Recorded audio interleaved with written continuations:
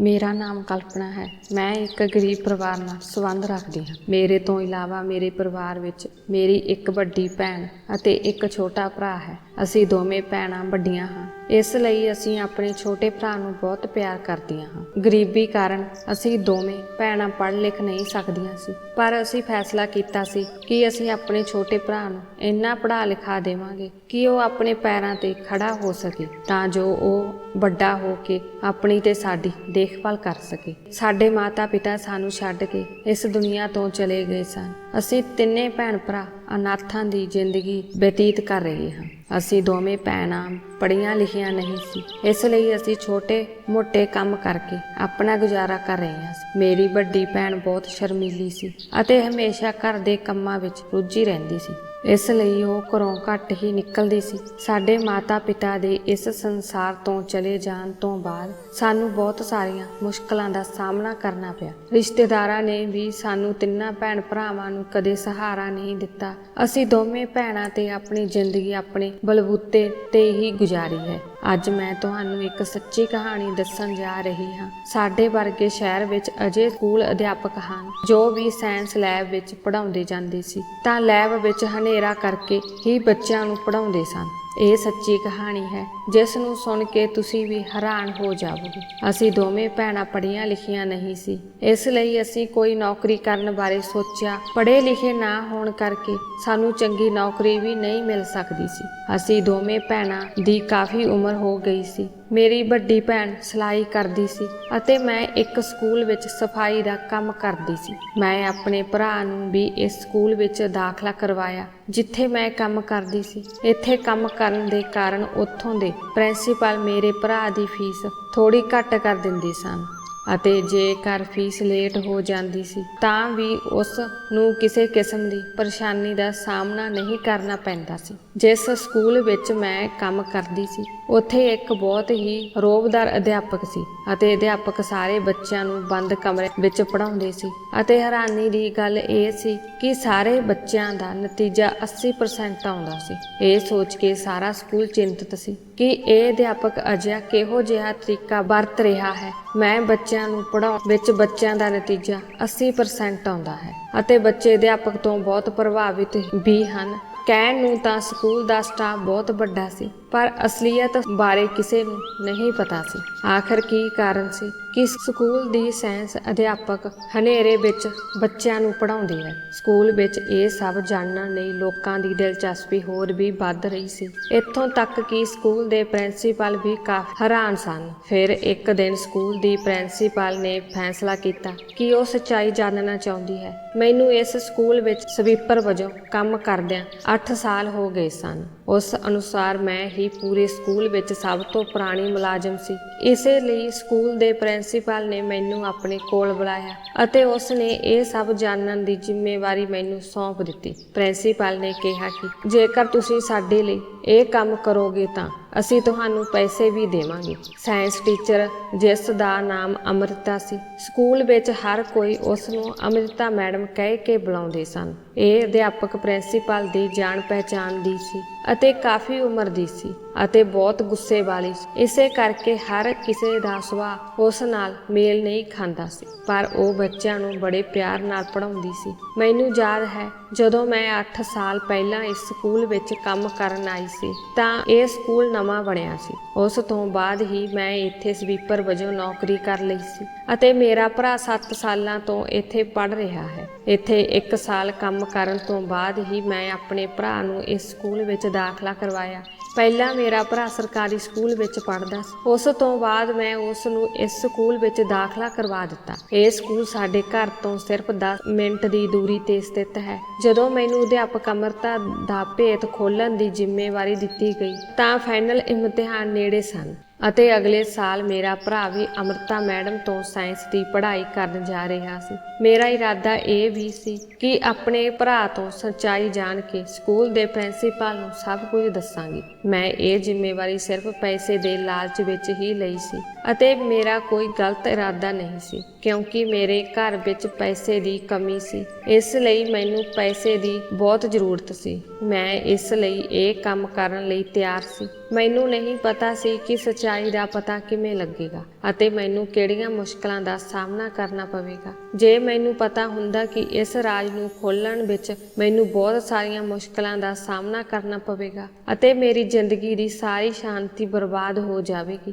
ਤਾਂ ਮੈਂ ਇਹ ਕੰਮ ਕਰਨ ਲਈ ਰਾਜ਼ੀ ਨਾ ਹੁੰਦੀ। ਪਰ ਹੁਣ ਜਦੋਂ ਮੈਂ ਪ੍ਰਿੰਸੀਪਲ ਨੂੰ ਇਸ ਜ਼ਿੰਮੇਵਾਰੀ ਨੂੰ ਨਿਭਾਉਣ ਦਾ ਵਾਅਦਾ ਕੀਤਾ ਸੀ, ਤਾਂ ਮੈਂ ਵਾਅਦਾ ਨਿਭਾਉਣ ਤੋਂ ਮੁੱਕਰਨਾ ਠੀਕ ਨਹੀਂ ਸਮਝਿਆ ਅਤੇ ਫਿਰ ਮੈਂ ਇਸ ਕੰਮ ਰਾਹੀਂ ਕਈ ਵਿਦਿਆਰਥੀਆਂ ਦੀ ਜਾਨ ਬਚਾਈ, ਕਿਉਂਕਿ ਜਿਸ ਨੇ ਵੀ ਸੁਣਿਆ ਅਤੇ ਦੇਖਿਆ, ਸਭ ਤੋਂ ਪਹਿਲਾਂ ਉਹਨਾਂ ਨੂੰ ਸਿਰਫ ਵਿਦਿਆਰਥੀਆਂ ਦਾ ਹੀ ਫਿਕਰ ਹੁੰਦਾ ਸੀ। ਅਤੇ ਹੈਰਾਨੀ ਦੀ ਗੱਲ ਇਹ ਸੀ ਕਿ ਅੱਜ ਤੱਕ ਨਾ ਤਾਂ ਕਿਸੇ ਵਿਦਿਆਰਥੀ ਨੇ ਉਹਨਾਂ ਬਾਰੇ ਕੋਈ ਸ਼ਿਕਾਇਤ ਕੀਤੀ ਹੈ ਅਤੇ ਨਾ ਹੀ ਪੜ੍ਹਾਉਣ ਦੇ ਇਸ ਤਰੀਕੇ ਕਾਰਨ ਕੋਈ ਵਿਦਿਆਰਥੀ ਘੱਟ ਨੰਬਰ ਨਾਲ ਪਾਸ ਹੋਇਆ ਨਾ ਫੇਲ ਹੋਇਆ। ਪ੍ਰਿੰਸੀਪਲ ਇਸ ਸੱਚਾਈ ਵਿੱਚ ਬਹੁਤ ਦਿਲਚਸਪੀ ਰੱਖਦੀ ਸੀ ਕਿ ਆਖਰ ਇਸ ਤਰ੍ਹਾਂ ਪੜ੍ਹਾਉਣ ਦਾ ਕੀ ਕਾਰਨ ਸੀ। ਮੈਂ ਬੇਸਬਰੀ ਨਾਲ ਉਸ ਸਮੇਂ ਦਾ ਇੰਤਜ਼ਾਰ ਕਰ ਰਹੀ ਸੀ ਜਦੋਂ ਮੇਰਾ ਭਰਾ ਅੰਮ੍ਰਿਤਾ ਮੈਡਮ ਦੀ ਲੈਬ ਵਿੱਚ ਜਾਵੇਗਾ ਅਤੇ ਮੈਂ ਉਸ ਤੋਂ ਸੱਚਾਈ ਪੁੱਛ ਸਕਦੀ। ਆਖਰ ਉਹ ਦਿਨ ਵੀ ਆ ਗਿਆ ਜਦੋਂ ਮੇਰੇ ਭਰਾ ਨੇ ਅੱਜ ਅੰਮ੍ਰਿਤਾ ਮੈਮ ਦੀ ਪਹਿਲੀ ਕਲਾਸ ਲੈਣ ਲਈ ਲੈਬ ਜਾਣਾ ਸੀ ਅਤੇ ਮੈਨੂੰ ਪੂਰੀ ਉਮੀਦ ਸੀ ਕਿ ਅੰਮ੍ਰਿਤਾ ਮੈਮ ਘੱਟੋ ਘੱਟ ਆਪਣੇ ਵਿਦਿਆਰਥੀਆਂ ਨੂੰ ਇਹ ਦੱਸਣਗੇ ਕਿ ਉਹ ਹਨੇਰੇ ਵਿੱਚ ਕਿਉਂ ਪੜ੍ਹਾਉਂਦੀ ਹੈ। ਸਾਡੇ ਭਰਾ ਨੇ ਸਾਡੇ ਦੋਵਾਂ ਭੈਣਾਂ ਤੋਂ ਕਦੇ ਕੁਝ ਨਹੀਂ ਛੁਪਾਇਆ, ਇਸ ਲਈ ਮੈਨੂੰ ਯਕੀਨ ਸੀ ਕਿ ਉਹ ਮੈਨੂੰ ਹਰ ਸੱਚ ਦੱਸ ਦੇਵੇਗਾ ਅਤੇ ਅੱਜ ਆਖਰਕਾਰ ਅੰਮ੍ਰਿਤਾ ਮੈਮ ਦੇ ਰਾਜ ਦਾ ਵੀ ਪਰਦਾਫਾਸ਼ ਹੋ ਜਾਵੇਗਾ। ਹਰ ਰੋਜ਼ ਵਾਂਗ ਅੱਜ ਵੀ ਮੈਂ ਸਕੂਲ ਜਾਣ ਲਈ ਜਲਦੀ ਉੱਠੀ ਅਤੇ ਮੈਂ ਆਪਣੇ ਭਰਾ ਦਾ ਮਨਪਸੰਦ ਨਾਸ਼ਤਾ ਤਿਆਰ ਕਰ ਰਹੀ ਸੀ। ਹਰ ਰੋਜ਼ ਮੈਂ ਆਪਣੇ ਭਰਾ ਨਾਲ ਹੀ ਸਕੂਲ ਜਾਂਦੀ ਸੀ। ਹੁਣ ਉਹ ਕਾਫੀ ਵੱਡਾ ਹੋ ਗਿਆ ਸੀ, ਪਰ ਇਹ ਬਚਪਨ ਤੋਂ ਹੀ ਉਸ ਦੀ ਆਦਤ ਸੀ। ਜਦੋਂ ਤੋਂ ਉਸ ਨੇ ਇਸ ਸਕੂਲ ਵਿੱਚ ਦਾਖਲਾ ਲਿਆ ਸੀ, ਅਸੀਂ ਦੋਵੇਂ ਭੈਣ ਭਰਾ ਇਕੱਠੇ ਸਕੂਲ ਜਾਂਦੇ ਸੀ। ਵਾਪਸੀ ਤੇ ਉਹ ਆਪਣੇ ਦੋਸਤਾਂ ਨਾਲ ਘਰ ਆ ਜਾਂਦਾ ਅਤੇ ਮੈਂ ਸਕੂਲ ਦਾ ਸਾਰਾ ਕੰਮ ਨਿਪਟਾ ਕੇ ਬਾਅਦ ਵਿੱਚ ਘਰ ਆ ਜਾਂਦੀ। ਮੇਰੀ ਵੱਡੀ ਭੈਣ ਲੇਟ ਜਾਗਦੀ ਸੀ, ਇਸੇ ਕਰਕੇ ਅਸੀਂ ਦੋਵੇਂ ਭੈਣ ਭਰਾ ਸਵੇਰੇ ਜਲਦੀ ਉੱਠਦੇ ਸੀ। ਮੈਂ ਆਪਣਾ ਹੱਥੀਂ ਨਾਸ਼ਤਾ ਤਿਆਰ ਕਰਕੇ ਸਕੂਲ ਲਈ ਰਵਾਨਾ ਹੋ ਜਾਂਦੀ ਸੀ। ਅੱਜ ਆਮ ਵਾਂਗ ਨਾਸ਼ਤਾ ਬਣਾਉਂਦੇ ਸਮੇਂ ਮੈਂ ਉਸ ਨੂੰ ਬਾਰ-ਬਾਰ ਚੇਤੇ ਕਰਾ ਰਹੀ ਸੀ ਕਿ ਜਿਵੇਂ ਹੀ ਉਹ ਕਲਾਸ ਵਿੱਚ ਜਾਵੇਗਾ ਅਤੇ ਕਮਰੇ ਵਿੱਚ ਹਨੇਰਾ ਹੋਵੇਗਾ, ਉਹ ਅੰਮ੍ਰਿਤਾ ਮੈਡਮ ਨੂੰ ਹਨੇਰੇ ਦਾ ਕਾਰਨ ਪੁੱਛੇਗਾ ਅਤੇ ਵਾਪਸ ਆ ਕੇ ਜ਼ਰੂਰ ਮੈਨੂੰ ਕਾਰਨ ਦੱਸੇਗਾ। ਉਸ ਤੋਂ ਬਾਅਦ ਅਸੀਂ ਦੋਵੇਂ ਭੈਣ ਭਰਾ ਸਕੂਲ ਚਲੇ ਗਏ ਅਤੇ ਮੇਰਾ ਭਰਾ ਆਪਣੀ ਕਲਾਸ ਵਿੱਚ ਚਲਾ ਗਿਆ ਅਤੇ ਮੈਂ ਛੁੱਟੀ ਦਾ ਇੰਤਜ਼ਾਰ ਕਰਨ ਲੱਗੀ। ਮੈਂ ਬਹੁਤ ਖੁਸ਼ ਸੀ। ਪ੍ਰਿੰਸੀਪਲ ਨੂੰ ਅੱਜ ਹੀ ਸਾਰੀ ਸੱਚਾਈ ਦੱਸ ਦਿਆਂਗੀ ਤੇ ਅੱਜ ਹੀ ਪੈਸੇ ਲੈ ਲਵਾਂਗੀ। ਪ੍ਰਿੰਸੀਪਲ ਨੇ ਮੈਨੂੰ ਮੂੰਹ ਮੰਗੀ ਰਕਮ ਦੇਣ ਦਾ ਵਾਅਦਾ ਕੀਤਾ ਸੀ, ਇਸ ਲਈ ਮੈਂ ਪ੍ਰਿੰਸੀਪਲ ਤੋਂ 10 ਲੱਖ ਰੁਪਏ ਮੰਗਣ ਦਾ ਫੈਸਲਾ ਕੀਤਾ ਸੀ। ਮੇਰਾ ਭਰਾ ਆਮ ਵਾਂਗ ਇੱਕ ਤੋਂ ਬਾਅਦ ਇੱਕ ਕਲਾਸ ਲਗਾ ਰਿਹਾ ਸੀ ਅਤੇ ਅੰਤ ਵਿੱਚ ਉਹ ਸਾਇੰਸ ਲੈਬ ਵਿੱਚ ਚਲਾ ਗਿਆ। ਮੈਂ ਵੀ ਕਿਸੇ ਬਹਾਨੇ ਲੈਬ ਦੇ ਅੰਦਰ ਚਲੀ ਗਈ ਕਿ ਸ਼ਾਇਦ ਮੈਨੂੰ ਕੁਝ ਸੁਣਨ ਲਈ ਮਿਲ ਜਾਵੇ, ਪਰ ਮੈਨੂੰ ਕੁਝ ਵੀ ਸੁਣਾਈ ਨਾ ਦਿੱਤਾ ਅਤੇ ਮੈਨੂੰ ਕੁਝ ਦੇਰ ਬਾਅਦ ਉਸ ਕਮਰੇ ਤੋਂ ਬਾਹਰ ਆਉਣਾ ਪਿਆ। ਮੈਨੂੰ ਇੱਕ ਗੱਲ ਬੜੀ ਹੈਰਾਨੀ ਵਾਲੀ ਲੱਗੀ ਤੇ ਉਹ ਸੀ ਸਾਇੰਸ ਲੈਬ ਦੇ ਅੰਦਰ ਦਾ ਦ੍ਰਿਸ਼। ਇਹ ਲੈਬ ਇੱਕ ਖਾਸ ਨਕਸ਼ੇ ਅਨੁਸਾਰ ਬਣਾਈ ਗਈ ਸੀ ਅਤੇ ਪ੍ਰਿੰਸੀਪਲ ਦੇ ਕਹਿਣ ਦੇ ਬਾਵਜੂਦ ਅੰਮ੍ਰਿਤਾ ਮੈਡਮ ਨੇ ਕਦੇ ਵੀ ਇਸ ਨਕਸ਼ੇ ਅਨੁਸਾਰ ਲੈਬ ਬਣਾਉਣ ਦਾ ਕਾਰਨ ਨਹੀਂ ਦੱਸਿਆ। ਇਸ ਸਕੂਲ ਦੀ ਮਾਲਕਣ ਅੰਮ੍ਰਿਤਾ ਮੈਡਮ ਨੂੰ ਜਾਣਦੀ ਸੀ, ਜਿਸ ਕਾਰਨ ਸਕੂਲ ਦਾ ਪ੍ਰਿੰਸੀਪਲ ਬਹੁਤ ਜ਼ਿਆਦਾ ਪੁੱਛ ਪੜਤਾਲ ਨਹੀਂ ਕਰ ਸਕਿਆ। ਇਸ ਤੋਂ ਬਾਅਦ ਜਿਵੇਂ ਹੀ ਮੇਰਾ ਭਰਾ ਲੈਬ ਤੋਂ ਬਾਹਰ ਆਇਆ, ਮੈਂ ਤੁਰੰਤ ਉਸ ਨੂੰ ਘਰ ਲੈ ਗਈ ਤਾਂ ਜੋ ਮੈਨੂੰ ਸੱਚਾਈ ਦਾ ਪਤਾ ਲੱਗ ਸਕੇ। ਮੈਂ ਸਾਰੇ ਰਸਤੇ ਬਹੁਤ ਖੁਸ਼ ਸੀ ਕਿ ਅੱਜ ਮੈਨੂੰ ਸੱਚਾਈ ਦਾ ਪਤਾ ਲੱਗ ਜਾਵੇਗਾ ਅਤੇ ਕੱਲ ਮੈਨੂੰ ਇੱਕ ਵੱਡੀ ਰਕਮ ਮਿਲੇਗੀ। ਪਰ ਜਿਵੇਂ ਹੀ ਮੈਂ ਘਰ ਪਹੁੰਚੀ ਤਾਂ ਮੇਰੀ ਖੁਸ਼ੀ ਉਸ ਸਮੇਂ ਗਾਇਬ ਹੋ ਗਈ ਜਦੋਂ ਮੇਰੇ ਭਰਾ ਨੇ ਮੈਨੂੰ ਕੁਝ ਵੀ ਦੱਸਣ ਤੋਂ ਇਨਕਾਰ ਕਰ ਦਿੱਤਾ ਅਤੇ ਉਸਨੇ ਸਿਰਫ ਇੰਨਾ ਹੀ ਦੱਸਿਆ ਕਿ ਅਸੀਂ ਇਸ ਤਰ੍ਹਾਂ ਪੜ੍ਹ ਕੇ ਸਮਝ ਸਕਦੇ ਹਾਂ ਅਤੇ ਸਾਨੂੰ ਅੰਮ੍ਰਿਤਾ ਮੈਡਮ ਦੇ ਇਸ ਤਰ੍ਹਾਂ ਪੜ੍ਹਾਉਣ ਦਾ ਤਰੀਕਾ ਪਸੰਦ ਹੈ ਅਤੇ ਉਸਨੇ ਸਾਨੂੰ ਹਨੇਰੇ ਵਿੱਚ ਹੀ ਪੜ੍ਹਾਇਆ। ਹੁਣ ਜੇ ਮੈਂ ਉਸ ਤੋਂ ਕੁਝ ਹੋਰ ਪੁੱਛਣਾ ਚਾਹਿਆ ਤਾਂ ਉਹ ਚੁੱਪ ਰਿਹਾ ਤੇ ਉਹ ਕੁਝ ਹੋਰ ਦੱਸਣ ਨੂੰ ਤਿਆਰ ਨਹੀਂ ਸੀ। ਸਾਰਾ ਦਿਨ ਮੈਂ ਕਿਸੇ ਨਾ ਕਿਸੇ ਬਹਾਨੇ ਉਸ ਨੂੰ ਬਾਰ-ਬਾਰ ਪੁੱਛਦੀ ਰਹੀ, ਪਰ ਉਸ ਦੀ ਚੁੱਪ ਨਹੀਂ ਟੁੱਟੀ। ਜਦੋਂ ਮੇਰੀ ਵੱਡੀ ਭੈਣ ਨੇ ਉਸ ਨੂੰ ਪੁੱਛਣ ਦੀ ਕੋਸ਼ਿਸ਼ ਕੀਤੀ ਤਾਂ ਵੀ ਉਹ ਚੁੱਪ ਰਿਹਾ। ਹੁਣ ਮੈਂ ਬਹੁਤ ਮੁਸ਼ਕਲ ਵਿੱਚ ਸੀ ਕਿ ਕੱਲ ਨੂੰ ਪ੍ਰਿੰਸੀਪਲ ਨੂੰ ਕੀ ਜਵਾਬ ਦੇਵਾਂਗੀ, ਕਿਉਂਕਿ ਉਹ ਮੈਨੂੰ ਅਮਰਤਾ ਮੈਡਮ ਦੀ ਅਸਲੀਅਤ ਬਾਰੇ ਜ਼ਰੂਰ ਪੁੱਛੇਗੀ। ਅਗਲੇ ਦਿਨ ਮੇਰੀ ਇੱਛਾ ਨਾ ਹੋਣ ਦੇ ਬਾਵਜੂਦ ਮੈਨੂੰ ਸਕੂਲ ਜਾਣਾ ਪਿਆ ਅਤੇ ਉਹੀ ਹੋਇਆ ਜੋ ਮੈਂ ਸੋਚਿਆ ਸੀ। ਜਿਵੇਂ ਹੀ ਮੈਂ ਸਕੂਲ ਪਹੁੰਚੀ, ਸਕੂਲ ਦੀ ਪ੍ਰਿੰਸੀਪਲ ਨੇ ਮੈਨੂੰ ਆਪਣੇ ਦਫ਼ਤਰ ਬੁਲਾਇਆ। ਮੈਂ ਉੱਥੇ ਜਾ ਕੇ ਉਸ ਨੂੰ ਸਾਰੀ ਸੱਚਾਈ ਦੱਸੀ ਅਤੇ ਕੁਝ ਹੋਰ ਸਮਾਂ ਮੰਗਿਆ ਤਾਂ ਜੋ ਮੈਂ ਅਸਲੀਅਤ ਸਭ ਦੇ ਸਾਹਮਣੇ ਲਿਆ ਸਕਾਂ। ਬਿਨਾਂ ਕੁਝ ਸੋਚੇ ਉਸ ਨੇ ਮੈਨੂੰ ਕੁਝ ਹੋਰ ਸਮਾਂ ਦੇ ਦਿੱਤਾ। ਮੈਂ ਕੰਮ ਕਰਦਿਆਂ ਸੋਚਦੀ ਰਹੀ ਕਿ ਮੈਂ ਸੱਚਾਈ ਦਾ ਪਤਾ ਕਿਵੇਂ ਲਗਵਾਵਾਂ। ਇਹ ਸੋਚਦੇ ਹੋਏ ਮੈਂ ਅਮਰਤਾ ਮੈਡਮ ਦੇ ਦਫ਼ਤਰ ਦੀ ਸਫਾਈ ਕਰ ਰਹੀ ਸੀ। ਫਿਰ ਅਮਰਤਾ ਮੈਡਮ ਨੂੰ ਕਿਸੇ ਦਾ ਫੋਨ ਆਇਆ ਅਤੇ ਉਹ ਫੋਨ ਤੇ ਗੱਲ ਕਰਨ ਲੱਗੀ। ਅੱਜ ਤੋਂ ਪਹਿਲਾਂ ਮੈਂ ਉਸ ਨੂੰ ਕਦੇ ਵੀ ਇੰਨਾ ਸਮਾਂ ਫੋਨ ਤੇ ਕਿਸੇ ਨਾਲ ਗੱਲ ਕਰਦੇ ਨਹੀਂ ਦੇਖਿਆ ਸੀ ਅਤੇ ਨਾ ਹੀ ਕਦੇ ਕਿਸੇ ਨਾਲ ਗੱਲ ਕਰਦਿਆਂ ਇੰਨਾ ਖੁਸ਼ ਦੇਖਿਆ। ਮੈਂ ਜਾਣਬੁੱਝ ਕੇ ਹੌਲੀ-ਹੌਲੀ ਕੰਮ ਕਰਨ ਲੱਗੀ ਕਿਉਂਕਿ ਮੈਂ ਆਪਣੇ ਕੰਨਾਂ ਨਾਲ ਉਸ ਦੀਆਂ ਸਾਰੀਆਂ ਗੱਲਾਂ ਸੁਣਨਾ ਚਾਹੁੰਦੀ ਸੀ ਕਿ ਉਹ ਕਿਸ ਨਾਲ ਗੱਲ ਕਰ ਰਹੀ ਸੀ, ਜਿਸ ਨਾਲ ਸ਼ਾਇਦ ਮੈਨੂੰ ਉਸ ਦੇ ਰਾਜ ਬਾਰੇ ਜਾਣਨ ਦਾ ਕੋਈ ਸਬੂਤ ਜਾਂ ਤਰੀਕਾ ਲੱਭ ਸਕਦਾ। ਫਿਰ ਉਹੀ ਹੋਇਆ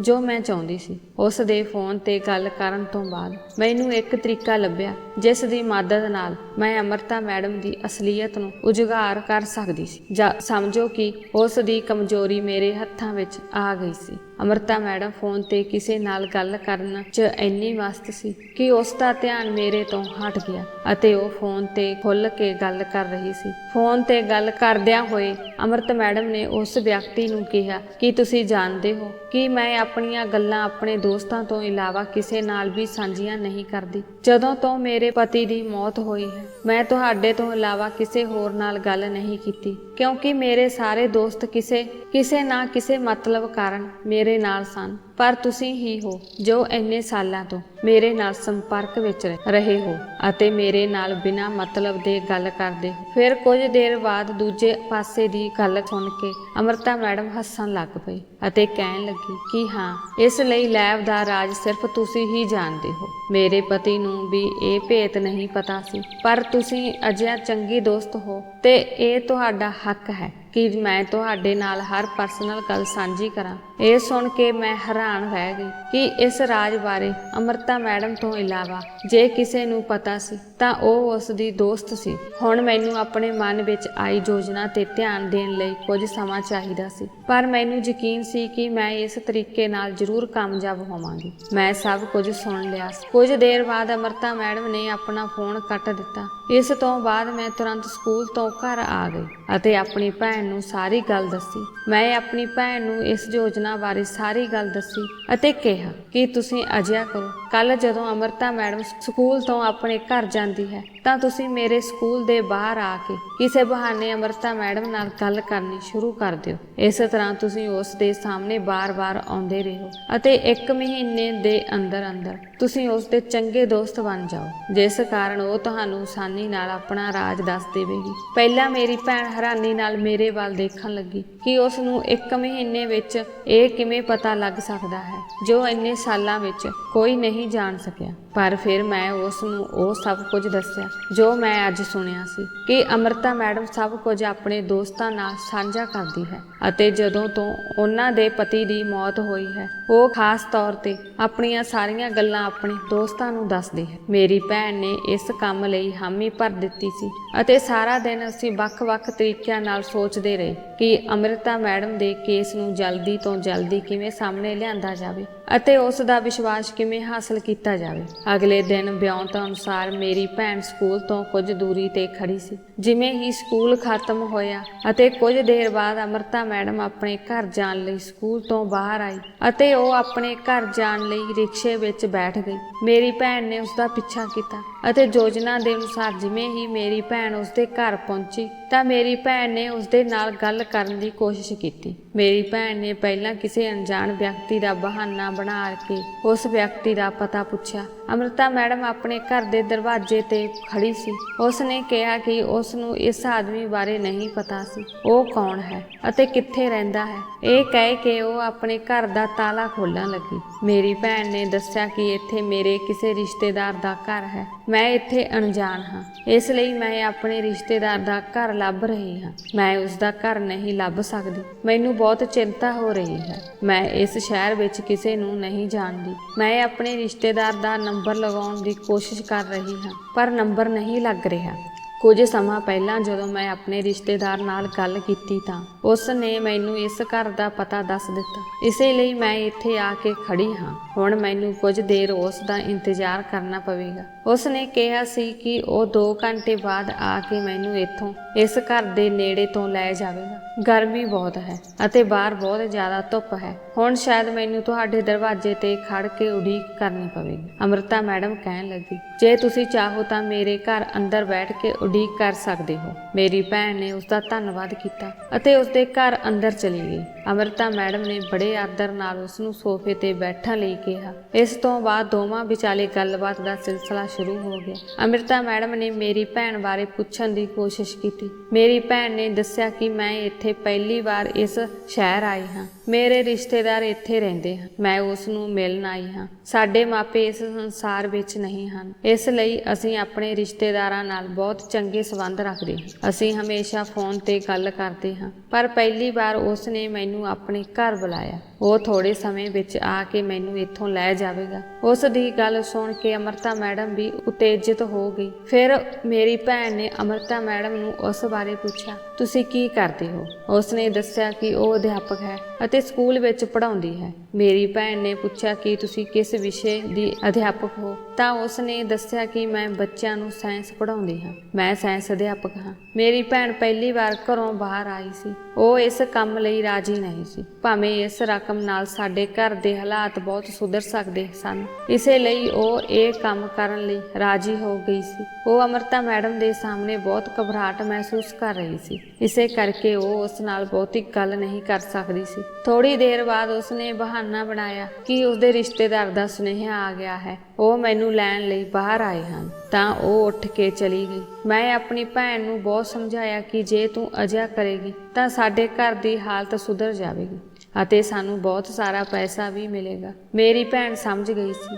ਅਗਲੇ ਦਿਨ ਜਦੋਂ ਅੰਮ੍ਰਿਤਾ ਮੈਡਮ ਦੁਬਾਰਾ ਸਕੂਲੋਂ ਨਿਕਲੀ ਤਾਂ ਮੇਰੀ ਭੈਣ ਨੇ ਫਿਰ ਉਸ ਦਾ ਪਿੱਛਾ ਕੀਤਾ ਅਤੇ ਜਦੋਂ ਅੰਮ੍ਰਿਤਾ ਮੈਡਮ ਆਪਣੇ ਘਰ ਜਾਣ ਲਈ ਰਿਕਸ਼ੇ ਵਿੱਚ ਬੈਠ ਗਈ ਅਤੇ ਆਪਣੇ ਘਰ ਪਹੁੰਚਣ ਤੋਂ ਬਾਅਦ ਰਿਕਸ਼ੇ ਤੋਂ ਹੇਠਾਂ ਉਤਰੀ ਤਾਂ ਉਸ ਕੋਲ ਖੁੱਲੇ ਪੈਸੇ ਨਹੀਂ ਸੀ, ਇਸ ਲਈ ਉਹ ਕਿਸੇ ਤੋਂ ਪੈਸੇ ਲੈਣ ਲਈ ਇੱਧਰ ਉੱਧਰ ਦੇਖ ਰਹੀ ਸੀ। ਫਿਰ ਮੌਕੇ ਤੇ ਮੇਰੀ ਭੈਣ ਨੇ ਜਾ ਕੇ ਪੈਸੇ ਰਿਕਸ਼ਾ ਵਾਲੇ ਨੂੰ ਦੇ ਦਿੱਤੇ। ਅੰਮ੍ਰਿਤਾ ਮੈਡਮ ਨੇ ਮੇਰੀ ਭੈਣ ਦਾ ਧੰਨਵਾਦ ਕੀਤਾ ਅਤੇ ਉਹ ਜ਼ਬਰਦਸਤੀ ਮੇਰੀ ਭੈਣ ਨੂੰ ਪੈਸੇ ਦੇਣ ਲੱਗ ਪਈ। ਮੇਰੀ ਭੈਣ ਨੇ ਕਿਹਾ, ਜਦੋਂ ਵੀ ਤੁਹਾਡੇ ਕੋਲ ਖੁੱਲੇ ਪੈਸੇ ਹੋਣ ਤਾਂ ਦੇ ਦਿਓ। ਅੰਮ੍ਰਿਤਾ ਮੈਡਮ ਨੇ ਮੇਰੀ ਭੈਣ ਨੂੰ ਪੁੱਛਿਆ ਕਿ ਕੀ ਤੁਹਾਨੂੰ ਆਪਣੇ ਰਿਸ਼ਤੇਦਾਰ ਦਾ ਘਰ ਮਿਲਿਆ? ਮੇਰੀ ਭੈਣ ਨੇ ਕਿਹਾ, ਹਾਂ, ਮੈਂ ਇਸ ਸ਼ਹਿਰ ਵਿੱਚ ਆਪਣੇ ਮਾਮੇ ਦੇ ਘਰ ਰਹਿੰਦੀ ਹਾਂ। ਮੈਂ ਇੱਥੇ ਕੁਝ ਦਿਨ ਹੋਰ ਰਹਾਂਗੀ। ਇਸ ਤਰ੍ਹਾਂ ਉਹਨਾਂ ਵਿਚਕਾਰ ਗੱਲਬਾਤ ਵਧਣ ਲੱਗੀ। ਅੱਜ ਫੇਰ ਅੰਮ੍ਰਿਤਾ ਮੈਡਮ ਮੇਰੀ ਭੈਣ ਨੂੰ ਆਪਣੇ ਘਰ ਲੈ ਗਈ ਅਤੇ ਦੋਵਾਂ ਨੇ ਇਕੱਠੇ ਬੈਠ ਕੇ ਬਹੁਤ ਗੱਲਾਂ ਕੀਤੀਆਂ। ਉਸੇ ਸਮੇਂ ਮੇਰੀ ਭੈਣ ਨੇ ਕਿਹਾ ਕਿ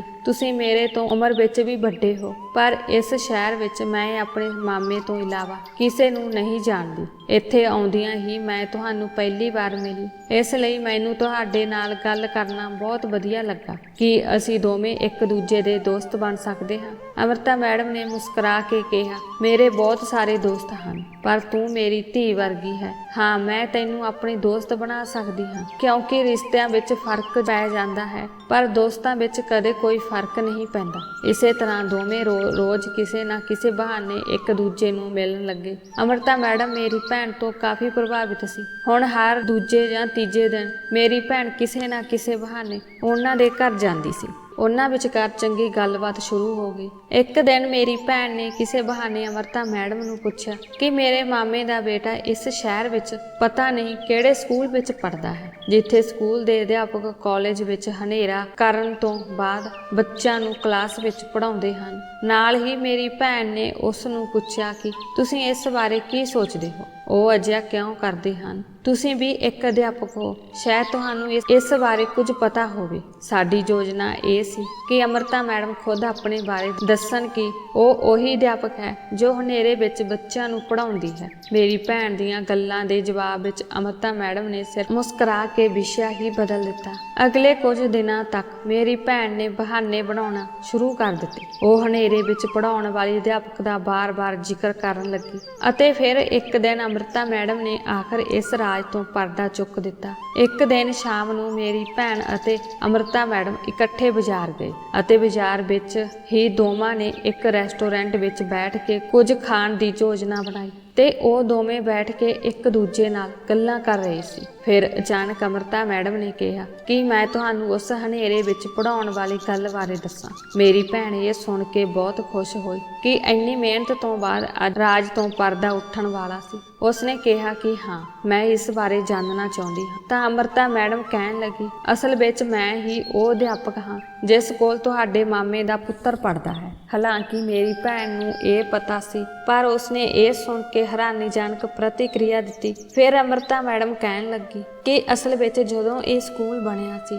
ਤਾਂ ਸਕੂਲ ਦਾ ਮਾਲਕ ਮੇਰਾ ਰਿਸ਼ਤੇਦਾਰ ਸੀ। ਮੈਂ ਉਸ ਨਾਲ ਗੱਲ ਕੀਤੀ ਕਿ ਸਾਨੂੰ ਕੁਝ ਅਜਿਹਾ ਕਰਨਾ ਚਾਹੀਦਾ ਹੈ ਤਾਂ ਜੋ ਸਾਡਾ ਸਕੂਲ ਮਸ਼ਹੂਰ ਹੋਵੇ ਅਤੇ ਹਰ ਕੋਈ ਇਸ ਸਕੂਲ ਵਿੱਚ ਆਉਣਾ ਚਾਹੇ। ਇਸ ਤੋਂ ਪਹਿਲਾਂ ਇੱਥੇ ਬਹੁਤ ਵੱਡੇ ਤੇ ਮਸ਼ਹੂਰ ਸਕੂਲ ਸਨ। ਇਸ ਲਈ ਅਸੀਂ ਦੋਵਾਂ ਨੇ ਫੈਸਲਾ ਕੀਤਾ ਕਿ ਅਸੀਂ ਕੁਝ ਅਨੋਖਾ ਕਰਾਂਗੇ ਅਤੇ ਫਿਰ ਮਾਲਕ ਨੇ ਮੈਨੂੰ ਕਾਲਜ ਵਿੱਚ ਨੌਕਰੀ ਤੇ ਰੱਖਿਆ। ਮੈਂ ਲੈਬ ਨੂੰ ਇੱਕ ਵੱਖਰੇ ਤਰੀਕੇ ਨਾਲ ਬਣਾਇਆ ਕਿਉਂਕਿ ਮੈਂ ਇਸ ਨੂੰ ਕਿਸੇ ਹੋਰ ਦੇਸ਼ ਵਿੱਚ ਦੇਖਿਆ ਸੀ ਜਿੱਥੇ ਮੈਂ ਪੜ੍ਹੀ ਸੀ। ਇਹ ਲੈਬ ਇੱਕ ਬਹੁਤ ਵੱਡੇ ਕਮਰੇ ਵਿੱਚ ਬਣਾਈ ਗਈ ਸੀ ਅਤੇ ਇਸ ਵੱਡੇ ਕਮਰੇ ਦੇ ਅੰਦਰ ਕਈ ਛੋਟੇ ਕਮਰੇ ਸਨ, ਪਰ ਇਹਨਾਂ ਕਮਰਿਆਂ ਦੀਆਂ ਕੰਧਾਂ ਲੱਕੜ ਦੀਆਂ ਬਣਾਈਆਂ ਹੋਈਆਂ ਸਨ ਅਤੇ ਕੋਈ ਛੱਤ ਨਹੀਂ ਸੀ। ਸਗੋਂ ਇਹ ਕਮਰਾ ਚਾਰੇ ਪਾਸਿਓਂ ਬੰਦ ਸੀ ਪਰ ਛੱਤ ਤੋਂ ਖੁੱਲ੍ਹਾ ਰਹਿੰਦਾ ਸੀ। ਇਸ ਵੱਡੇ ਕਮਰੇ ਵਿੱਚ 8 ਦੇ ਕਰੀਬ ਅਜੇ ਛੋਟੇ-ਛੋਟੇ ਕਮਰੇ ਸਨ ਅਤੇ ਹਰੇਕ ਛੋਟੇ ਕਮਰੇ ਵਿੱਚ ਲੈਬ ਦਾ ਹਰ ਜ਼ਰੂਰੀ ਸਮਾਨ ਮੌਜੂਦ ਸੀ। ਅੰਮ੍ਰਿਤਾ ਮੈਡਮ ਨੇ ਦੱਸਿਆ ਕਿ ਅਜਿਹੀ ਲੈਬ ਬਣਾਉਣ ਦਾ ਮਕਸਦ ਇਹ ਸੀ ਕਿ ਅਜਿਹੀ ਵੱਖਰੀ ਲੈਬ ਹੋਣ ਕਾਰਨ ਲੋਕ ਇਸ ਤੋਂ ਪ੍ਰਭਾਵਿਤ ਹੋਣੇ ਸ਼ੁਰੂ ਹੋ ਜਾਣਗੇ ਤੇ ਕੁਝ ਲੋਕ ਇਸ ਤੋਂ ਪ੍ਰਭਾਵਿਤ ਵੀ ਹੋਏ ਅਤੇ ਅਗਲੇ ਕੁਝ ਸਾਲਾਂ ਵਿੱਚ ਬਹੁਤ ਸਾਰੇ ਦਾਖਲੇ ਕੀਤੇ ਗਏ। ਜਦੋਂ ਲੈਬ ਦਾ ਸਮਾਂ ਹੁੰਦਾ ਤਾਂ ਅੰਮ੍ਰਿਤਾ ਮੈਡਮ ਹਰ ਕਮਰੇ ਵਿੱਚ 4-5 ਅਧਿਆਪਕ ਭੇਜ ਦਿੰਦੀ ਸੀ ਅਤੇ ਇਸ ਤਰ੍ਹਾਂ ਘੱਟੋ-ਘੱਟ 30 ਤੋਂ 40 ਬੱਚਿਆਂ ਦੀ ਕਲਾਸ ਇੱਕੋ ਸਮੇਂ ਲੈਬ ਹੁੰਦੀ ਸੀ। ਫਿਰ ਅੰਮ੍ਰਿਤਾ ਮੈਡਮ ਹਰ ਲੈਬ ਦੇ ਅੰਦਰ ਜਾਂਦੀ ਅਤੇ ਬੱਚਿਆਂ ਨੂੰ ਦੱਸਦੀ ਕਿ ਅੱਜ ਉਹਨਾਂ ਨੇ ਕਿਹੜਾ ਕੰਮ ਕਰਨਾ ਹੈ। ਹਰ ਵਾਰ ਉਹ ਬੱਚਿਆਂ ਦੇ ਵੱਖੋ ਵੱਖਰੇ ਗਰੁੱਪ ਬਣਾ ਕੇ ਉਹਨਾਂ ਨੂੰ ਕਮਰੇ ਵਿੱਚ ਭੇਜਦੀ ਸੀ ਅਤੇ ਉਹਨਾਂ ਨੂੰ ਵੱਖ-ਵੱਖ ਸਮੇਂ ਤੇ ਪੂਰਾ ਕਰਨ ਲਈ ਟਾਸਕ ਦਿੰਦੀ ਸੀ, ਜਿਸ ਕਾਰਨ ਉਹਨਾਂ ਨੂੰ ਇੱਕ ਦੂਜੇ ਨਾਲ ਗੱਲ ਕਰਨ ਦਾ ਮੌਕਾ ਨਹੀਂ ਮਿਲਦਾ ਸੀ ਅਤੇ ਸਾਰਿਆਂ ਦਾ ਧਿਆਨ ਲੈਬ ਤੇ ਕੇਂਦਰਿਤ ਹੁੰਦਾ ਸੀ ਅਤੇ ਸਾਰਿਆਂ ਦੇ ਨਤੀਜੇ ਵੀ ਬਹੁਤ ਚੰਗੇ ਆਏ। 2-3 ਸਾਲਾਂ ਤੋਂ ਇਸ ਲੈਬ ਕਾਰਨ ਬਹੁਤ ਸਾਰੇ ਦਾਖਲੇ ਹੋਏ, ਪਰ ਉਸ ਤੋਂ ਬਾਅਦ ਦਾਖਲਿਆਂ ਦੀ ਗਿਣਤੀ ਘਟਣ ਲੱਗੀ। ਮਸ਼ਹੂਰ ਹੋਣ ਲਈ ਇੱਕ ਗੱਲ ਹੋਰ ਕੀਤੀ ਗਈ। ਅੰਮ੍ਰਿਤਾ ਮੈਡਮ ਹੁਣ ਲੈਬ ਵਿੱਚ ਹਨੇਰਾ ਕਰਕੇ ਪੜ੍ਹਾਉਣ ਲੱਗੀ। ਇੰਜ ਲੱਗਦਾ ਸੀ ਜਿਵੇਂ ਲੈਬ ਵਿੱਚ ਹਨੇਰਾ ਸੀ, ਪਰ ਅਸਲ ਵਿੱਚ ਛੋਟੇ-ਛੋਟੇ ਕਮਰਿਆਂ ਵਿੱਚ ਬਿਜਲੀ ਹੁੰਦੀ ਸੀ। ਅੰਮ੍ਰਿਤਾ ਮੈਡਮ ਬੱਚਿਆਂ ਤੋਂ ਇਹ ਵਾਅਦਾ ਵੀ ਲੈਂਦੀ ਸੀ ਕਿ ਉਹ ਇਸ ਰੋਸ਼ਨੀ ਅਤੇ ਹਨੇਰੇ ਬਾਰੇ ਕਿਸੇ ਨੂੰ ਨਹੀਂ ਦੱਸਣਗੇ ਅਤੇ ਜੋ ਵੀ ਤੁਹਾਨੂੰ ਪੁੱਛੇਗਾ ਤੁਸੀਂ ਇਹ ਹੀ ਦੱਸੋਗੇ ਕਿ ਅਸੀਂ ਇਸ ਤਰ੍ਹਾਂ ਹੀ ਸਮਝਦੇ ਹਾਂ। ਅੰਮ੍ਰਿਤਾ ਮੈਡਮ ਇਸ ਤਰ੍ਹਾਂ ਹੀ ਪੜ੍ਹਾਉਂਦੇ ਹਨ। ਉਹ ਬੱਚਿਆਂ ਨੂੰ ਕਹਿੰਦੀ ਸੀ ਕਿ ਜੇਕਰ ਤੁਸੀਂ ਸਾਰਿਆਂ ਨੂੰ ਕਹੋਗੇ ਕਿ ਕਮਰੇ ਵਿੱਚ ਰੋਸ਼ਨੀ ਹੈ ਤਾਂ ਮੈਂ ਵੀ ਇਸ ਸੈਸ਼ਨ ਵਿੱਚ ਪੜ੍ਹਾਉਣਾ ਬੰਦ ਕਰ ਦੇਵਾਂਗੀ ਅਤੇ ਤੁਸੀਂ ਸਾਰੇ ਫੇਲ ਹੋ ਜਾਓਗੇ। ਇਸ ਦਾ ਮਤਲਬ ਇਹ ਸੀ ਕਿ ਅੰਮ੍ਰਿਤਾ ਮੈਡਮ ਝੂਠ ਬੋਲਦੀ ਸੀ ਕਿ ਉਹ ਹਨੇਰੇ ਵਿੱਚ ਬੱਚਿਆਂ ਨੂੰ ਪੜ੍ਹਾਉਂਦੀ ਹੈ ਅਤੇ ਬੱਚੇ ਵੀ ਝੂਠ ਬੋਲਦੇ ਹਨ ਕਿ ਉਹ ਹਨੇਰੇ ਤੋਂ ਬਾਅਦ ਕਲਾਸ ਵਿੱਚ ਪੜ੍ਹਦੇ ਹਨ ਅਤੇ ਉਹਨਾਂ ਨੂੰ ਬਹੁਤ ਆਨੰਦ ਆਉਂਦਾ ਹੈ। ਇਹ ਸੱਚ ਹੈ ਕਿ ਜਦੋਂ ਅੰਮ੍ਰਿਤਾ ਮੈਮ ਨੇ ਬੱਚਿਆਂ ਨੂੰ ਵੱਖ-ਵੱਖ ਤਰ੍ਹਾਂ ਦੇ ਟਾਸਕ ਦਿੱਤੇ ਤਾਂ ਉਹਨਾਂ ਨੂੰ ਪੜ੍ਹਾਈ ਦਾ ਬਹੁਤ ਆਨੰਦ ਆਇਆ ਅਤੇ ਬੱਚੇ ਵੀ ਅੰਮ੍ਰਿਤਾ ਮੈਮ ਤੋਂ ਪੜ੍ਹਨਾ ਪਸੰਦ ਕਰਦੇ ਸਨ। ਇਸ ਲਈ ਕੋਈ ਵੀ ਬੱਚਾ ਅੰਮ੍ਰਿਤਾ ਮੈਡਮ ਤੋਂ ਇਲਾਵਾ ਕੋਈ ਅਧਿਆਪਕ ਨੂੰ ਨਹੀਂ ਚਾਹੁੰਦਾ ਸੀ। ਇਸੇ ਲਈ ਬੱਚਿਆਂ ਨੇ ਪੜ੍ਹ ਕੇ ਬਹੁਤ ਆਨੰਦ ਲਿਆ ਅਤੇ ਉਹਨਾਂ ਦੇ ਅੰਕ ਬਹੁਤ ਚੰਗੇ ਸਨ ਅਤੇ ਬੱਚੇ ਉਸ ਨਾਲ ਇਸ ਬਾਰੇ ਕਿਸੇ ਨੂੰ ਨਾ ਦੱਸਣ ਦਾ ਵਾਅਦਾ ਕਰਦੇ ਸਨ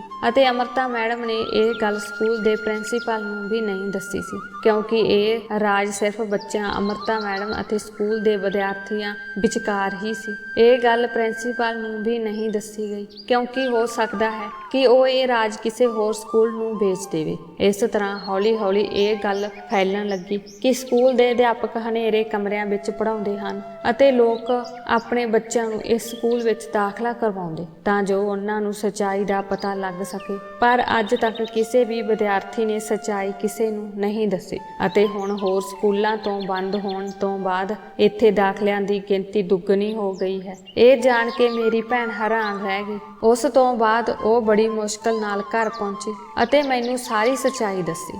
ਅਸੀਂ ਹੈਰਾਨ ਸੀ ਕਿ ਸਿਰਫ ਮਸ਼ਹੂਰ ਹੋਣ ਲਈ ਕੋਈ ਅਜਿਹਾ ਕੰਮ ਕਿਵੇਂ ਕਰ ਸਕਦਾ ਹੈ ਜੋ ਬੱਚਿਆਂ ਤੋਂ ਵਾਅਦੇ ਲੈਂਦਾ ਹੈ ਅਤੇ ਉਹਨਾਂ ਨੂੰ ਨਾ ਪੜ੍ਹਾਉਣ ਦੀ ਧਮਕੀ ਦਿੰਦਾ ਹੈ ਅਤੇ ਉਹਨਾਂ ਨੂੰ ਸੱਚ ਬੋਲਣ ਤੋਂ ਰੋਕਦਾ ਹੈ।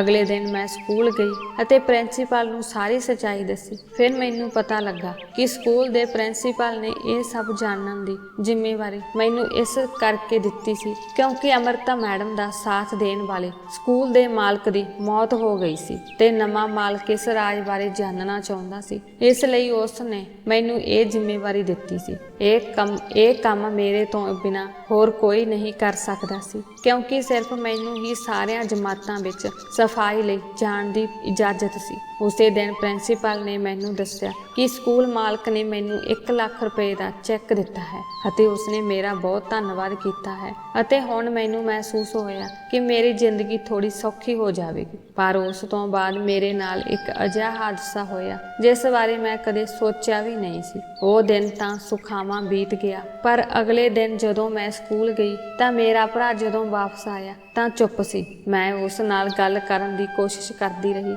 ਪਰ ਉਹ ਮੇਰੇ ਨਾਲ ਗੱਲ ਨਹੀਂ ਕਰ ਰਿਹਾ ਸੀ। ਮੈਂ ਅਤੇ ਮੇਰੀ ਭੈਣ ਨੇ ਉਸ ਨਾਲ ਗੱਲ ਕਰਨ ਦੀ ਬਹੁਤ ਕੋਸ਼ਿਸ਼ ਕੀਤੀ ਪਰ ਉਹ ਸਾਡੇ ਦੋਵਾਂ ਭੈਣਾਂ ਨਾਲ ਨਾਰਾਜ਼ ਸੀ। ਅਸੀਂ ਸੋਚਿਆ ਸ਼ਾਇਦ ਉਹ ਥੱਕ ਗਿਆ ਹੈ, ਥਕਾਵਟ ਕਾਰਨ ਉਹ ਚੁੱਪ ਹੈ। ਪਰ ਜਦੋਂ ਉਹ ਰਾਤ ਤੱਕ ਇਸ ਤਰ੍ਹਾਂ ਚੁੱਪ ਰਿਹਾ ਤਾਂ ਮੈਂ ਅਤੇ ਮੇਰੀ ਭੈਣ ਨੇ ਉਸ ਨੂੰ ਪੁੱਛਿਆ ਕਿ ਤੈਨੂੰ ਕੀ ਹੋ ਗਿਆ ਹੈ, ਤੁਸੀਂ ਸਾਡੇ ਦੋਵਾਂ ਨਾਲ ਗੱਲ ਕਿਉਂ ਨਹੀਂ ਕਰਦੇ। ਫਿਰ ਉਸ ਨੇ ਸ਼ਿਕਾਇਤ ਭਰੇ ਲਹਿਜੇ ਵਿੱਚ ਦੱਸੀ। ਸੱਚਾਈ ਸੁਣ ਕੇ ਸਾਡੇ ਸਿਰਾਂ ਤੇ ਅਸਮਾਨ ਡਿੱਗ ਗਿਆ। ਉਸਨੇ ਕਿਹਾ ਕਿ ਕੱਲ ਸਕੂਲ ਦੀ ਪ੍ਰਿੰਸੀਪਲ ਨੇ ਅਮ੍ਰਿਤਾ ਮੈਡਮ ਨਾਲ ਗੱਲ ਕੀਤੀ ਸੀ ਅਤੇ ਉਹਨਾਂ ਦੀ ਬਦੌਲਤ ਸਕੂਲ ਦਾ ਨਾਮ ਚਮਕਣ ਲਈ ਉਹਨਾਂ ਦੀ ਤਾਰੀਫ ਕੀਤੀ ਸੀ। ਹੁਣ ਅਮ੍ਰਿਤਾ ਮੈਮ ਨੂੰ ਸਧਾਰਨ ਤਰੀਕੇ ਨਾਲ ਪੜ੍ਹਾਉਣ ਲਈ ਕਿਹਾ ਕਿਉਂਕਿ ਹੁਣ ਹਰ ਸਾਲ ਬਹੁਤ ਸਾਰੇ ਦਾਖਲੇ ਹੁੰਦੇ ਹਨ ਅਤੇ ਉਹ ਦਾਖਲੇ ਇਸੇ ਅਫਵਾਹ ਕਰਕੇ ਨਹੀਂ ਹੁੰਦੇ ਸਗੋਂ ਸਕੂਲ ਵਿੱਚ ਪੜ੍ਹਾਈ ਬਹੁਤ ਵਧੀਆ ਢੰਗ ਨਾਲ ਹੁੰਦੀ ਹੈ। ਫਿਰ ਅਮ੍ਰਿਤਾ ਮੈਡਮ ਇਹ ਜਾਣ ਕੇ ਹੈਰਾਨ ਰਹਿ ਗਈ ਕਿ ਉਸ ਦਾ ਵਾਅਦਾ ਕਿਸੇ ਨੇ ਤੋੜਿਆ ਅਤੇ ਪ੍ਰਿੰਸੀਪਲ ਨੂੰ ਉਸ ਦਾ ਰਾਜ਼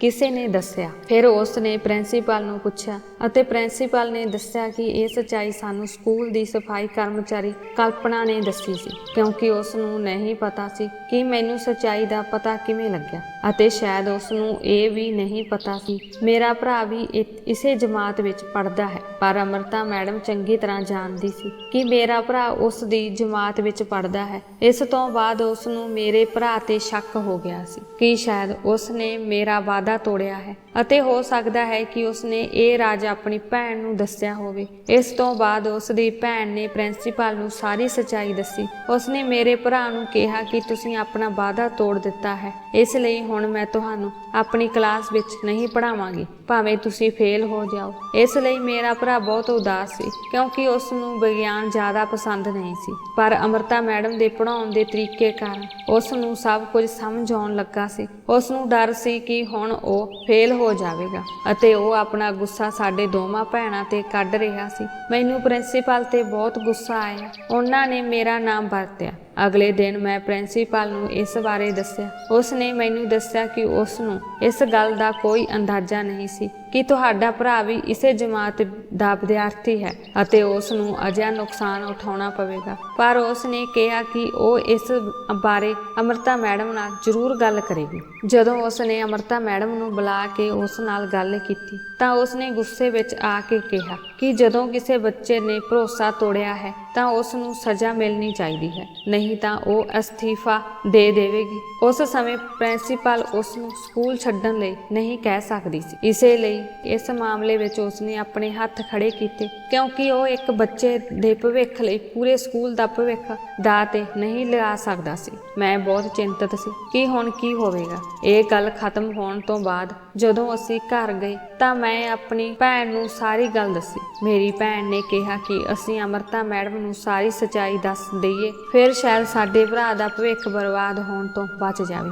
ਉਸੇ ਦਿਨ ਸ਼ਾਮ ਨੂੰ ਅਸੀਂ ਦੋਵੇਂ ਭੈਣਾਂ ਅੰਮ੍ਰਿਤਾ ਮੈਡਮ ਦੇ ਘਰ ਗਈਆਂ। ਮੈਨੂੰ ਆਪਣੀ ਦੋਸਤ ਨਾਲ ਦੇਖ ਕੇ ਅੰਮ੍ਰਿਤਾ ਮੈਡਮ ਹੈਰਾਨ ਰਹਿ ਗਈ ਅਤੇ ਜਦੋਂ ਉਸ ਨੂੰ ਪਤਾ ਲੱਗਾ ਕਿ ਉਹ ਮੇਰੀ ਭੈਣ ਹੈ ਤਾਂ ਉਸ ਦੀਆਂ ਅੱਖਾਂ ਹੰਝੂਆਂ ਨਾਲ ਭਰ ਗਈਆਂ। ਮੇਰੀ ਭੈਣ ਨੇ ਹੌਲੀ-ਹੌਲੀ ਉਸ ਨੂੰ ਸਾਡੀ ਯੋਜਨਾ ਬਾਰੇ ਸਭ ਕੁਝ ਦੱਸ ਦਿੱਤਾ ਤਾਂ ਜੋ ਉਹ ਇਸ ਲਈ ਸਾਡੇ ਭਰਾ ਨੂੰ ਦੋਸ਼ ਨਾ ਦੇਵੇ, ਕਿਉਂਕਿ ਇਸ ਵਿੱਚ ਸਾਡੇ ਭਰਾ ਦਾ ਕੋਈ ਕਸੂਰ ਨਹੀਂ ਸੀ। ਪਰ ਉਸ ਨੇ ਤੁਹਾਡਾ ਕੋਈ ਵਾਅਦਾ ਨਹੀਂ ਤੋੜਿਆ ਸੀ। ਅਸੀਂ ਸੱਚ ਜਾਣਨਾ ਚਾਹੁੰਦੇ ਸੀ, ਇਸ ਲਈ ਸਾਨੂੰ ਇਹ ਸਭ ਕਰਨਾ ਪਿਆ। ਪਰ ਅੰਮ੍ਰਿਤਾ ਮੈਡਮ ਇਹ ਸਭ ਸੁਣ ਕੇ ਸਦਮੇ ਵਿੱਚ ਚਲੀ ਗਈ ਅਤੇ ਫਿਰ ਕਹਿਣ ਲੱਗੀ ਕਿ ਪਹਿਲਾਂ ਤਾਂ ਮੈਂ ਇਸ ਬੱਚੇ ਨੂੰ ਮਾਫ਼ ਕਰ ਦਿੰਦੀ, ਪਰ ਹੁਣ ਮੈਂ ਤੁਹਾਨੂੰ ਦੋਵਾਂ ਨੂੰ ਮਾਫ਼ ਨਹੀਂ ਕਰਾਂਗੀ ਅਤੇ ਤੁਹਾਡੇ ਭਰਾ ਨੂੰ ਤੁਹਾਡੀ ਦੋਵਾਂ ਦੀ ਗਲਤੀ ਦੀ ਸਜ਼ਾ ਮਿਲੇਗੀ, ਕਿਉਂਕਿ ਤੁਸੀਂ ਮੈਨੂੰ ਬੇਨਕਾਬ ਕੀਤਾ ਹੈ ਅਤੇ ਦੋਸਤੀ ਤੋਂ ਮੇਰਾ ਵਿਸ਼ਵਾਸ ਵੀ ਤੋੜ ਦਿੱਤਾ ਹੈ। ਮੇਰੀ ਭੈਣ ਨੇ ਉਸ ਨੂੰ ਮਨਾਉਣ ਦੀ ਬਹੁਤ ਕੋਸ਼ਿਸ਼ ਕੀਤੀ ਪਰ ਉਹ ਨਹੀਂ ਮੰਨੀ। ਸਾਨੂੰ ਉਸ ਦੇ ਘਰੋਂ ਮੁੜਨ ਲਈ ਮਜਬੂਰ ਹੋਣਾ ਪਿਆ। ਹਫ਼ਤਾ ਭਰ ਸਾਡਾ ਭਰਾ ਬਹੁਤ ਚਿੰਤਤ ਰਿਹਾ, ਪਰ ਹਫ਼ਤੇ ਬਾਅਦ ਅਚਾਨਕ ਇੱਕ ਦਿਨ ਸਕੂਲੋਂ ਬਹੁਤ ਖੁਸ਼ ਹੋ ਕੇ ਘਰ ਆਇਆ ਤੇ ਦੱਸਿਆ, ਅੱਜ ਅੰਮ੍ਰਿਤਾ ਮੈਡਮ ਨੇ ਨਾ ਸਿਰਫ ਮੈਨੂੰ ਲੈਬ ਵਿੱਚ ਬੁਲਾਇਆ ਬਲਕਿ ਕੁਝ ਨਵਾਂ ਸਿਖਾਉਣ ਦੀ ਬਜਾਏ ਉਸਨੇ ਮੈਨੂੰ ਇਸ ਹਫ਼ਤੇ ਮੇਰੇ ਤੋਂ ਬਿਨਾਂ ਹੋਈਆਂ ਸਾਰੀਆਂ ਕਲਾਸਾਂ ਨੂੰ ਦੁਹਰਾਇਆ ਅਤੇ ਅੱਜ ਉਸਨੇ ਲੈਬ ਵਿੱਚ ਹਨੇਰਾ ਵੀ ਨਹੀਂ ਕੀਤਾ ਅਤੇ ਸਾਰਿਆਂ ਤੋਂ ਮਾਫ਼ੀ ਮੰਗੀ ਕਿ ਉਸ ਨੂੰ ਉਹਨਾਂ ਨੂੰ ਝੂਠ ਬੋਲਣ ਲਈ ਕਿਹਾ ਅਤੇ ਸਾਨੂੰ ਦੱਸਿਆ ਕਿ ਹੁਣ ਤੁਹਾਨੂੰ ਲੋਕਾਂ ਨੂੰ ਕਿਸੇ ਤੋਂ ਕੁਝ ਲੁਕਾਉਣ ਦੀ ਲੋੜ ਨਹੀਂ ਹੈ। ਇਹ ਸੁਣ ਕੇ ਮੈਂ ਬਹੁਤ ਹੈਰਾਨ ਹੋਈ। ਮੇਰੀ ਭੈਣ ਵੀ ਇਹ ਸਭ ਕੁਝ ਸੁਣ ਰਹੀ ਸੀ, ਪਰ ਸਭ ਕੁਝ ਸੁਣਨ ਕੇ ਹੈਰਾਨ ਹੋਣ ਦੀ ਬਜਾਏ ਮੁਸਕਰਾ ਰਹੀ ਸੀ। ਮੈਨੂੰ ਬਹੁਤ ਹੈਰਾਨੀ ਹੋਈ ਅਤੇ ਮੈਂ ਉਸ ਨੂੰ ਪੁੱਛਿਆ ਕਿ ਉਹ ਮੁਸਕਰਾ ਕਿਉਂ ਰਹੀ ਹੈ। ਫਿਰ ਉਸਨੇ ਦੱਸਿਆ ਕਿ ਅੰਮ੍ਰਿਤਾ ਮੈਡਮ ਨੇ ਆਪਣੇ ਕਿਸੇ ਪੁਰਾਣੇ ਦੋਸਤ ਨੂੰ ਮੇਰੇ ਫੋਨ ਤੇ ਫੋਨ ਕੀਤਾ ਸੀ ਤੇ ਮੈਨੂੰ ਦੱਸਿਆ ਸੀ ਕਿ ਜਿਸ ਦੋਸਤ ਨਾਲ ਉਸਨੇ ਫੋਨ ਤੇ ਗੱਲ ਕੀਤੀ ਹੈ ਉਹ ਉਸਦਾ ਇਕਲੌਤੀ ਦੋਸਤ ਹੈ ਜਿਸ ਦੀ ਉਹ ਸਭ ਤੋਂ ਵੱਧ ਕਦਰ ਕਰਦੀ ਹੈ ਅਤੇ ਉਹ ਲੈਬ ਦਾ ਰਾਜ ਉਹ ਵੀ ਜਾਣਦੀ ਹੈ। ਇਸ ਲਈ ਮੇਰੀ ਭੈਣ ਨੇ ਉਹ ਨੰਬਰ ਮੇਰੇ ਫੋਨ ਚੋਂ ਲੱਭ ਲਿਆ ਅਤੇ ਅੰਮ੍ਰਿਤਾ ਮੈਡਮ ਦੀ ਦੋਸਤ ਨਾਲ ਗੱਲ ਕੀਤੀ ਅਤੇ ਉਸ ਨੂੰ ਅੰਮ੍ਰਿਤਾ ਮੈਮ ਦੀ ਅਸਲੀਅਤ ਬਾਰੇ ਚੇਤਾਵਨੀ ਦਿੱਤੀ ਅਤੇ ਉਸ ਨੂੰ ਬੇਨਤੀ ਕੀਤੀ ਕਿ ਉਹ ਉਹਨਾਂ ਨੂੰ ਸਮਝਾਉਣ ਕਿ ਉਹਨਾਂ ਨੂੰ ਇਸ ਤਰੀਕੇ ਨਾਲ ਕਿਸੇ ਵੀ ਬੱਚੇ ਦੇ ਭਵਿੱਖ ਨੂੰ ਤਬਾਹ ਨਹੀਂ ਕਰਨਾ ਚਾਹੀਦਾ ਜਦੋਂ ਕਿ ਉਹ ਕਸੂਰਵਾਰ ਨਹੀਂ ਹੈ। ਉਸ ਨਾਲ ਜੋ ਕੀਤਾ ਜਾ ਰਿਹਾ ਹੈ ਇਹ ਠੀਕ ਨਹੀਂ ਹੈ। ਅੰਮ੍ਰਿਤਾ ਮੈਮ ਦੀ ਦੋਸਤ ਨੇ ਉਸ ਨੂੰ ਸਮਝਾਇਆ ਕਿ ਮਸ਼ਹੂਰ ਹੋਣ ਦੀ ਖਾਤਰ ਉਹ ਇੰਨੇ ਸਾਲਾਂ ਤੋਂ ਇੰਨੇ ਬੱਚਿਆਂ ਦੇ ਵਾਅਦੇ ਲੈ ਕੇ ਉਹਨਾਂ ਨੂੰ ਮਾਪਿਆਂ ਤੋਂ ਅਸਲੀਅਤ ਲੁਕਾਉਣ ਲਈ ਮਜਬੂਰ ਕਰਦੀ ਰਹੀ ਸੀ ਅਤੇ ਉਹਨਾਂ ਨੂੰ ਨਾ ਪੜ੍ਹਾਉਣ ਦੀ ਧਮਕੀ ਦੇਣਾ ਵੀ ਠੀਕ ਨਹੀਂ ਸੀ। ਅੰਮ੍ਰਿਤਾ ਮੈਡਮ ਦੀ ਦੋਸਤ ਨੇ ਉਸ ਨਾਲ ਨਿੱਜੀ ਤੌਰ ਤੇ ਗੱਲ ਕੀਤੀ। ਸਾਨੂੰ ਨਹੀਂ ਪਤਾ ਕਿ ਉਸਨੇ ਕੀ ਕਿਹਾ, ਪਰ ਉਸ ਦੇ ਫੋਨ ਕਾਰਨ ਅੰਮ੍ਰਿਤਾ ਮੈਡਮ ਨੂੰ ਆਪਣੀ ਗਲਤੀ ਦਾ ਅਹਿਸਾਸ ਹੋਇਆ